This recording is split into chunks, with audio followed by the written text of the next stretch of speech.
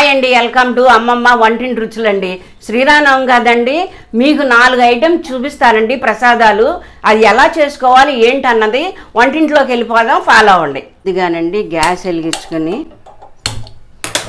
ఒక కళాయి పెట్టుకుందామండి. 2 స్పూన్లకి ఆయిల్ వేసుకోండి. ఆయిల్ కాగాకండి ఇగోండి 5 ఎండుమిరపకాయలు వేస్తున్నానండి. 2 స్పూన్లకి పల్లీలు వేస్తున్నానండి, వేరుశనగపప్పులు.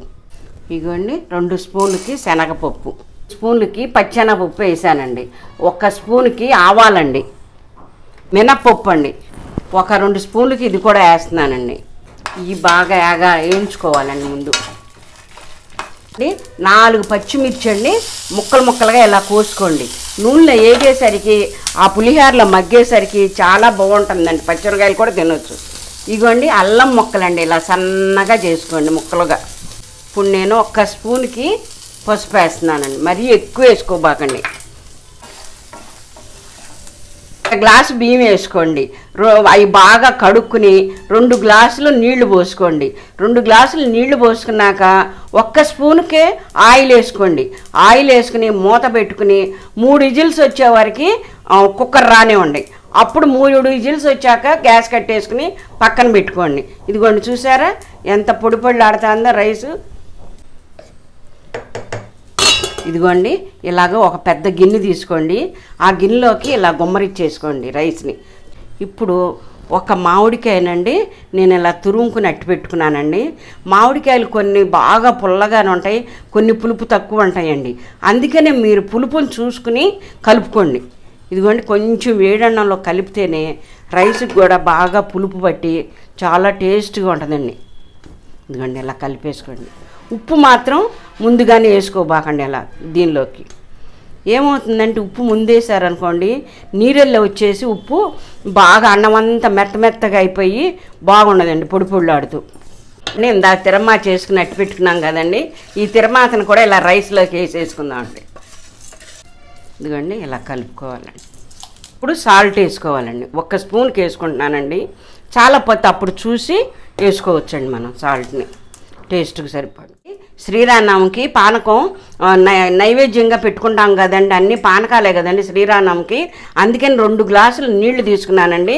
2 గ్లాసుల నీళ్ళకి ఇదిగోండి బెల్లం ఎంతని అంతని కొలత ఉండదండి, మీ ఇష్టం తాగేదాన్ని బట్టి. వేసవకాలం కాబట్టి అండి ఇది చాలా సలవ చేస్తుందండి. దీన్ని మీరు ఏం చేస్తారంటే కొంచెంసేపు ఫ్రిడ్జ్లో పెట్టుకున్న ఐస్ పీసులు ఉంటాయి కదండి, అవి వేసుకునైనా కూలింగ్ బాగా వస్తుందండి. తాగుతుంటే ఎంత టేస్ట్గా ఉంటుందనండి. ఇవి మిరియాలండి. ఈ మిరియాలని 2 యాలుక్కాయలు వేసుకుని, ఇదిగోండి మిరియాలు 2 యాలుక్కాయలు వేసుకుని మిక్సీ జార్లో వేసుకుని ఇలా పొడిలాగా చేసుకున్నానండి. పొడిలాగా చేసుకుంటే ఏమవుతుందంటే ఆ రసం అంతా దానిలో దిగండి, చాలా టేస్ట్గా ఉంటుంది. మీరు ఒకవేళ మీరు పిల్లలు తాగరు చేయరు అనుకుంటే దీన్ని బాగా కలిపేసేసి మనం టీ వడపోసేది ఉంటుంది కదండి, దాంతో వడపోసుకోండి. పిల్లలకి నోటికి తగలకుండా ఉంటుంది, మనకి కూడా బాగుంటుంది. ఇదిగోండి ఇట్లా కలిపేసేసుకోండి అండి. 1 కప్పు బియ్య పిండి తీసుకుందామండి, సల్లిమిడి తయారు చేసుకోవడానికి అనమాట. శ్రీరామనవమికి సల్లిమిడి, వడపప్పు, పానకం ఇవే కదండి చేసుకోవాల్సింది. ఈ సల్లిమిడి కూడా ఎలా చేయాలి ఏంటన్నది చేసి చూపిస్తానండి. ఇదిగోండి బెల్లం అండి.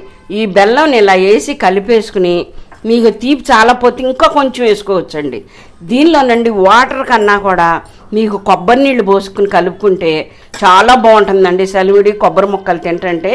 ఇదిగోండి వాటర్ నా దగ్గర కొబ్బరి నీళ్ళు కాబట్టి ఇదిగోండి వాటరే పోసి కలుపుతున్నానండి. దీన్ని కూడానండి మీరు చపాతీ పిండి ఎలా ముద్దలా కలుపుకుంటామో అలా కలుపుకోండి. ఎందుకండి బెల్లం కరిగే వరకు ఇలా కలిపేసుకోండి అండి. చూసారా సలివిడిని ఎలా కలిపానో ఇలా ఉండలాగా కలుపుకొని ఒక పక్కన పెట్టేసుకోండి. ఇది కూడాను. ఇప్పుడు వడపప్పు ఎలా తయారు చేయాలన్నది చేసి చూపిస్తానండి మీకు. పెసరపప్పు అండి. ఈ పెసరపప్పు పోతేనే వడపప్పుకి చాలా సలవండి. అందుకనే పెసరపప్పుని 1 గంట సేపే నాననివ్వండి. నానాక దీన్ని ఇలా వడకొట్టేసుకోండి, వాటర్ లేకుండా. వాటర్ ఉంటే ఏమవుతుందంటే అండి సలివిడి కొబ్బరి ముక్కలు ఇవన్నీ కలిపి పెట్టేసరికి అంత పాకంగా అయిపోతుందండి. ఇలా వాటర్ లేకుండా వడకొట్టేసుకోండి. ఇది కూడా ఒక గిన్నెలో తీసేసుకుందామండి మనం. ఇది కూడా ఒక గిన్నెలో తీసేసుకుందాం.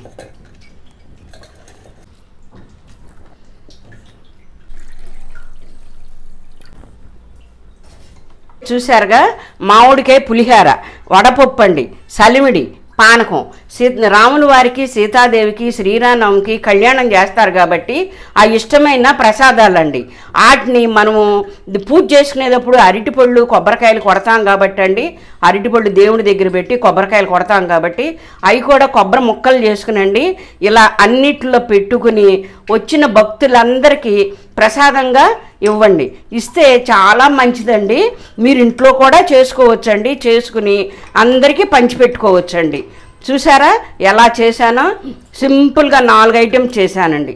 మీరు కూడా రేపు శ్రీరామనవమికి ఇంట్లో చేసుకుని ఆ కళ్యాణం అయిపోయిన తర్వాత అది ఎలా ఉన్నాయి ఏంటి అన్నది టేస్ట్ చేసి నాకు కామెంట్ చేయండి. కామెంట్ చేస్తేనే కదండి నేను చేసిన వాటికి అన్నిటికీ రుచులు తెలిసేది నాకు. నా వీడియోని మీరందరూ షేర్ చేసుకోండి, లైక్స్ కొట్టండి.